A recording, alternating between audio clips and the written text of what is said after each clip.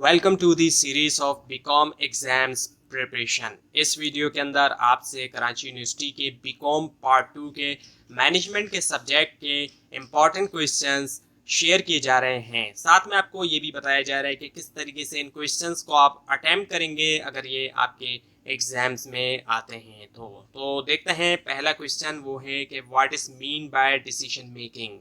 So decision making से क्या मुराद है, इसका क्या मतलब है, ये आपने बताना होगा अगर इस तरीके का क्वेश्चन आता है आपके एग्जाम के अंदर। उसके बाद ये describe the types of plans. अब डिफरेंट टाइप्स होती हैं प्लान की, उनको आपने डिस्क्राइब करना होगा, यानी कि आपने सिर्फ एक दो पॉइंट नहीं बल्कि उसकी डिटेल आपने लिखनी होगी। इस तरह से आता है। सो टाइप्स ऑफ प्लान भी बताना होंगे, मतलब वन बाय वन आप उनको एक्सप्लेन करेंगे, डिटेल देंगे आप टाइप्स ऑफ प्लान की। उसके बाद ये define formal and informal organisation.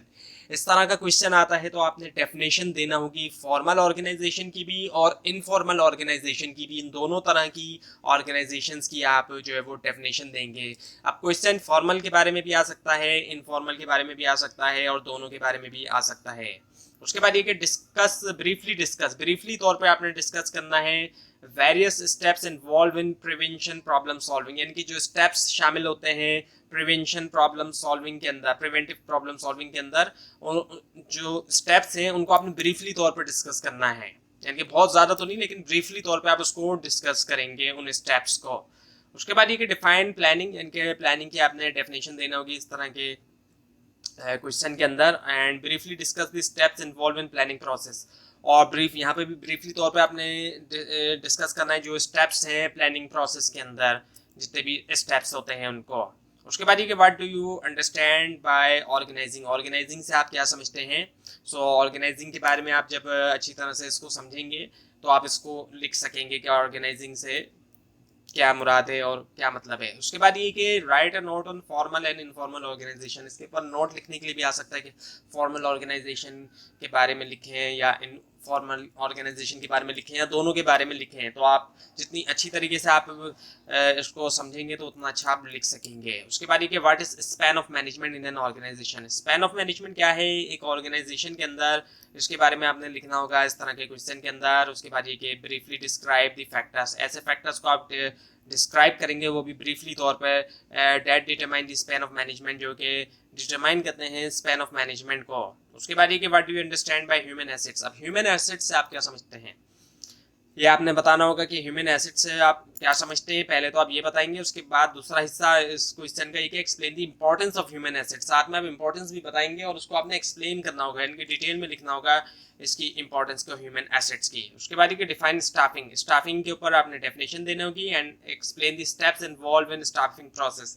और कौन कौन से स्टेप्स हैं स्टाफिंग प्रोसेस के अंदर, उन स्टेप्स को आपने एक्सप्लेन करना होगा वन बाय वन। उसके बाद ये what is mean by motivation. Motivation से क्या मुराद है, क्या मतलब है मोटिवेशन का, ये आपने लिखना होगा इस तरह के क्वेश्चन में। और list the different theories of motivation.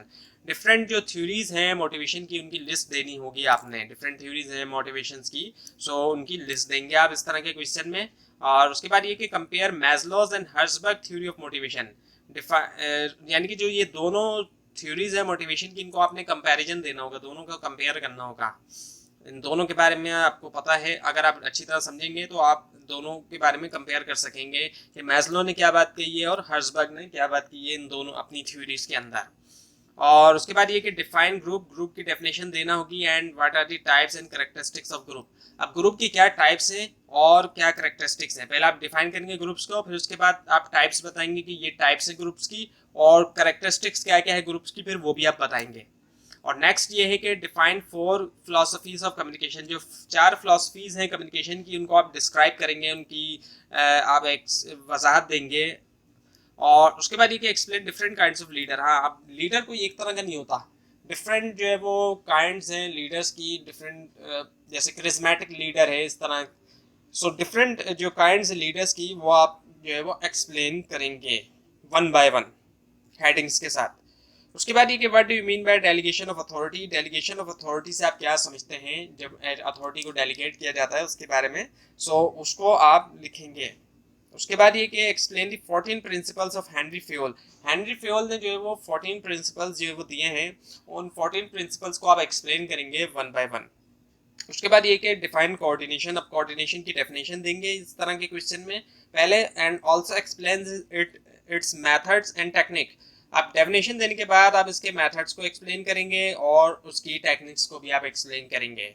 इस क्वेश्चन के अंदर इस तरह का क्वेश्चन आता है। उसके बाद देखिए what are the guidelines, guidelines क्या है for effective decision making, effective decision making के लिए क्या गाइडलाइंस हैं, वो गाइडलाइंस आपने लिखनी होंगी इस तरह का क्वेश्चन आएगा। तो अब शॉर्ट नोट्स किस तरीके के आते हैं, इसमें शॉर्ट नोट्स भी आते हैं, डिपार्टमेंटलाइजेशन, डिपार्टमेंट्स जो बनाए जाते हैं उसके ऊपर आप शॉर्ट नोट लिखेंगे। टाइप्स ऑफ ग्रुप्स, ग्रुप्स की टाइप्स हैं, कोई एक तरह का ग्रुप नहीं होता। और फेजेस ऑफ कंट्रोल, जो कंट्रोल के फेजेस हैं। टाइप्स ऑफ बजट्स, बजट्स की क्या टाइप है। ब्रेक इवन एनालिसिस, जहाँ पे नो लॉस नो प्रॉफिट होता है, ब्रेक इवन उसको कहते हैं। सो ब्रेक इवन एनालिसिस के ऊपर आप लिखेंगे शॉर्ट नोट। और यूनिवर्सैलिटी ऑफ मैनेजमेंट प्रिंसिपल, इसकी जो यूनिवर्सैलिटी है मैनेजमेंट प्रिंसिपल्स की, उनके बारे में भी आप लिखेंगे इस तरह के क्वेश्चन में। तो ये थी आज की वीडियो। आपको इस बारे में कोई क्वेश्चन है नीचे कमेंट कीजिए, और इस पूरी सीरीज को देखने के लिए इस चैनल को सब्सक्राइब कीजिए, बेल आइकन के ऊपर क्लिक कीजिए। Thanks for watching this video and best of luck.